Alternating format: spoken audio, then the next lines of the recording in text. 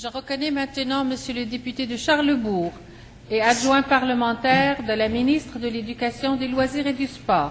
Monsieur le député. Merci, Madame la Présidente.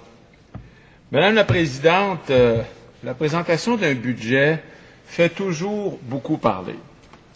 Le budget est en effet l'élément clé de l'action gouvernementale. Depuis sa présentation, les experts, les chroniqueurs nombreux et les représentants des organismes de la société civile ont eu l'occasion de le décortiquer, de l'analyser dans ses moindres détails. Certains l'ont dénoncé. Un grand nombre l'a très bien accueilli. Beaucoup d'autres ont reconnu qu'il allait dans la bonne voie, même s'ils ont émis quelques réserves. Je me permets, Madame la Présidente, de citer en particulier Denis Lessard de la presse qui disait « Raymond Bachand avait les yeux braqués sur le long terme en préparant son second budget. » Je pense... Monsieur le député de Charlesbourg, désolé, même en citant, même indirectement, on ne peut pas faire autrement que nommer un député par son titre. Merci beaucoup. Oui, Madame la Présidente, alors je reprends. Le ministre des Finances, donc, avait les yeux braqués sur le long terme en préparant son second budget.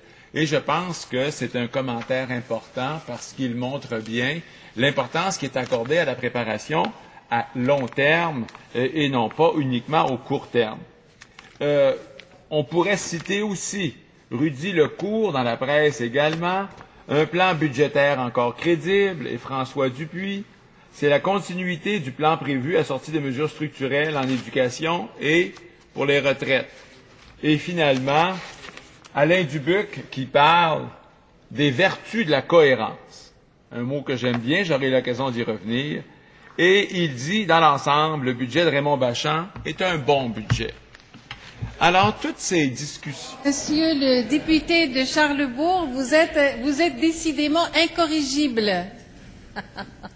Alors donc, je vous rappelle la règle, on ne peut pas nommer un député autrement que par son titre, et j'apprécierais que ça soit respecté.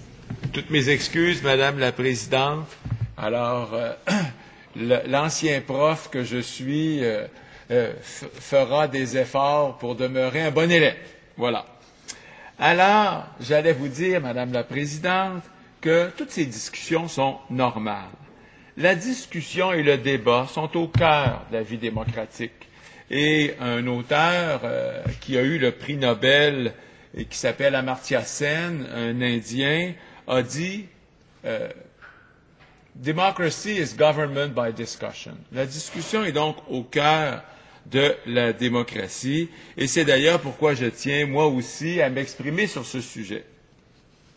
Mais tout d'abord, j'aimerais, Madame la Présidente, rappeler une chose que l'on oublie souvent. Préparer un budget est un exercice difficile.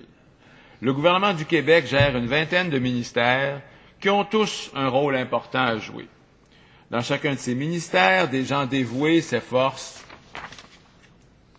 de remplir leurs tâches du mieux qu'ils peuvent avec les ressources nécessairement limitées dont ils disposent. Il y a toujours des besoins à combler et des projets à mettre en œuvre qui nécessiteraient plus de fonds. Il est pourtant essentiel de faire des choix, de prioriser. Par ailleurs, les municipalités, les citoyens, les organisations de la société civile ont aussi leurs demandes légitimes. Une meilleure protection de l'environnement, un accès plus rapide à un médecin, un système d'éducation qui assure le succès de tous nos enfants, même ceux qui ont de grandes difficultés d'apprentissage, des emplois bien rémunérés et intéressants pour tous les jeunes qui entrent sur le marché du travail, et ainsi de suite. On pourrait dresser une liste encore longue. En tentant d'atteindre au mieux ces objectifs, le gouvernement ne peut satisfaire entièrement toutes et tous. Dans ce budget, il faut le rappeler, le gouvernement devait aussi faire face à des défis particuliers. Le monde vient d'affronter une crise qui a mis plusieurs pays dans l'embarras. Gravement touchés, des pays comme l'Irlande ou le Portugal ont été confrontés à des problèmes budgétaires et financiers d'envergure. Le Québec s'en sort beaucoup mieux. Mais même si le Québec s'en sort beaucoup mieux, pour s'assurer qu'il reste sur la bonne voie, il était essentiel de poser certains gestes et en particulier de maintenir le cap sur le retour à l'équilibre budgétaire en 2013-2014. Un gouvernement peut être tenté de dépenser sans trop compter pour gagner la faveur des électeurs. À court terme, cette manière de faire est profitable en un sens à ceux qui en bénéficient, mais à long terme, elle est nuisible pour toute la société. Heureusement, le gouvernement du Québec n'a pas agi de cette façon.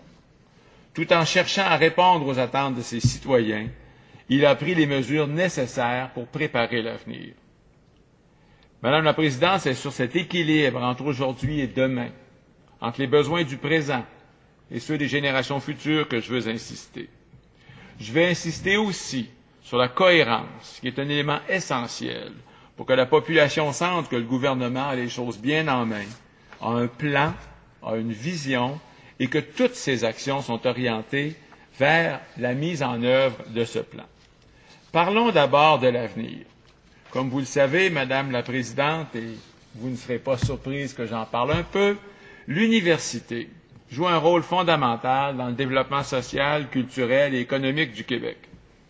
C'est à travers elle qu'une grande partie de nos jeunes s'initieront à la recherche, c'est-à-dire à la quête de la connaissance, si importante pour l'ensemble de la société.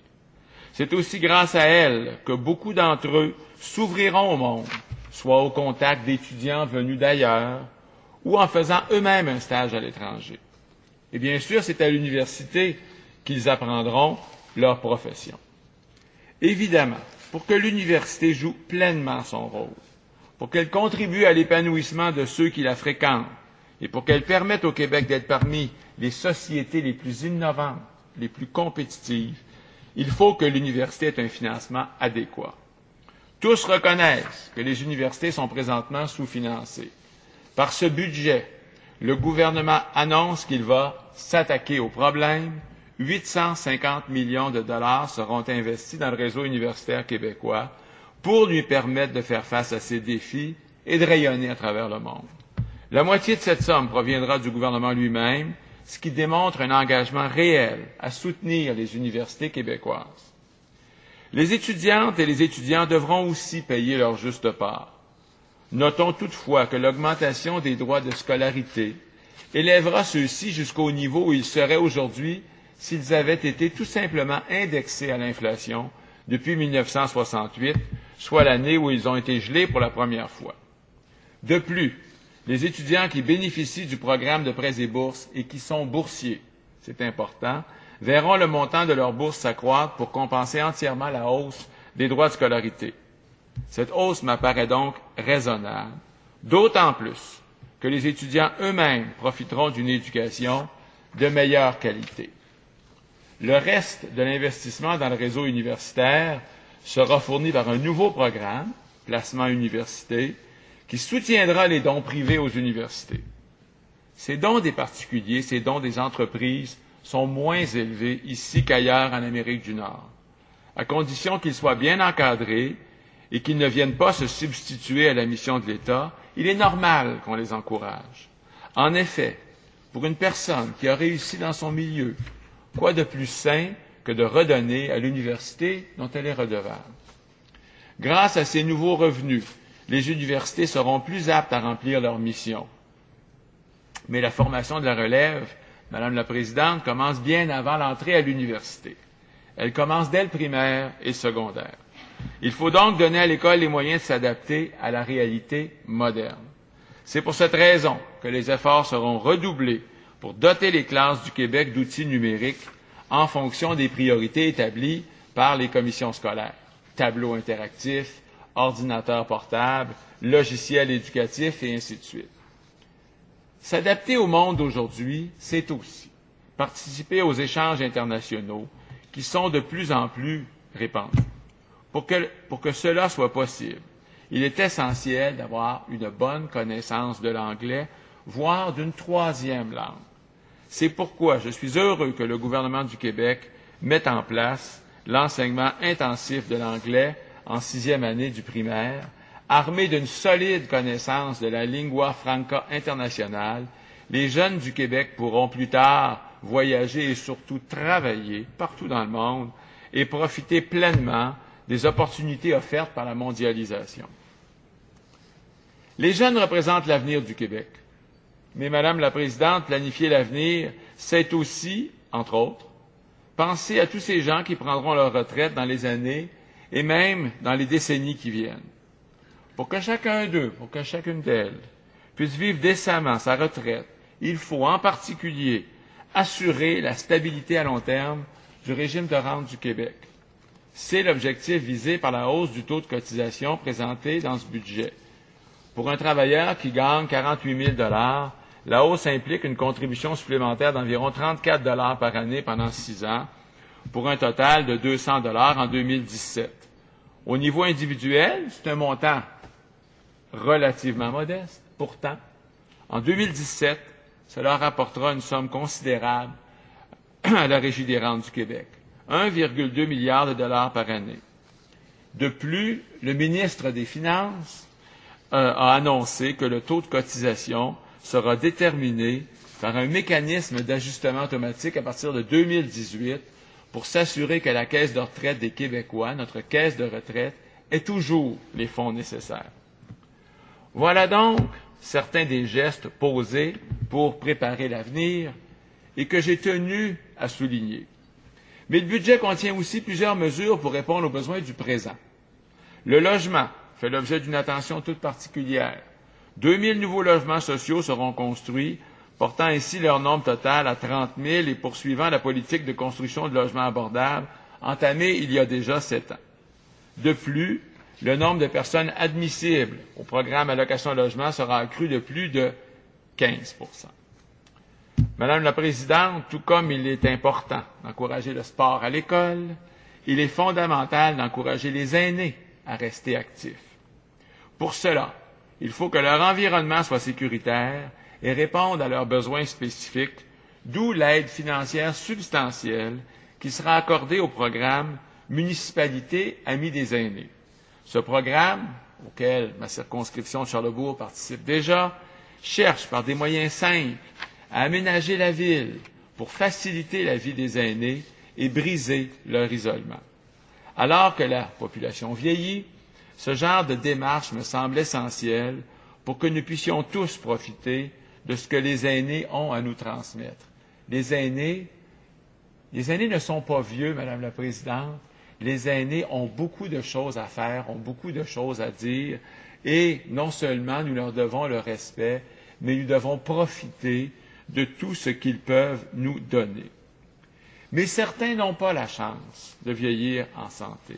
Pour ceux-là, il faut une aide particulière qui est souvent fournie par les proches, parents, conjoints, amis. Ces aidants naturels, dont le rôle est si crucial, ont besoin qu'on reconnaisse l'importance de leur travail et qu'on le soutienne activement. Je crois que la bonification du crédit d'impôt remboursable pour les aidants naturels va dans ce sens et leur permettra de souffler un peu. Dans les années 60 et 70, la croissance économique aidant, l'État québécois a créé tout un ensemble de programmes sociaux qui ont considérablement amélioré la qualité de vie des Québécois. L'heure n'est pas actuellement à la mise en place de nouveaux programmes parce que tout simplement le contexte économique et budgétaire ne le permet pas. Par contre, s'il y a une chose que nous pouvons faire, et nous le faisons, c'est de consolider les programmes en place, de s'assurer qu'ils durent encore longtemps, et lorsque c'est possible, de les améliorer et d'étendre leur champ d'application. C'est l'idée maîtresse derrière les projets que je viens de décrire. Et c'est aussi dans cet esprit que 15 000 nouvelles places de garderie seront créées d'ici 2015. Madame la Présidente, avant de terminer, un mot maintenant du nécessaire contrôle des dépenses. Il faut diminuer les dépenses administratives tout en préservant les services aux citoyens. C'est là, je pense, la meilleure façon d'y parvenir, faire les choses graduellement, mais avec rigueur et responsabilité, en ayant une vision à long terme, ce dont notre ami Denis Lessard, le journaliste de la presse, parlait tout à l'heure. Avoir les yeux braqués vers l'avenir, avoir une démarche à long terme. La démarche porte déjà fruit, puisque la contribution santé annoncée dans le budget de l'an dernier permet d'assurer au financement du système de santé une croissance annuelle de 5 % par année jusqu'en 2013-2014. Notre budget de cette année va dans la bonne direction. Pas à pas, revenir à l'équilibre budgétaire, tout en maintenant les services publics et en posant les fondations d'un Québec actif, ouvert, prospère et juste. J'aurais pu, Madame la Présidente, parler... Je reconnais maintenant Monsieur le député de Charlesbourg et adjoint parlementaire de la ministre de l'Éducation, des Loisirs et du Sport. Monsieur le député. Merci, Madame la Présidente. Madame la Présidente, la présentation d'un budget fait toujours beaucoup parler. Le budget est en effet l'élément clé de l'action gouvernementale. Depuis sa présentation,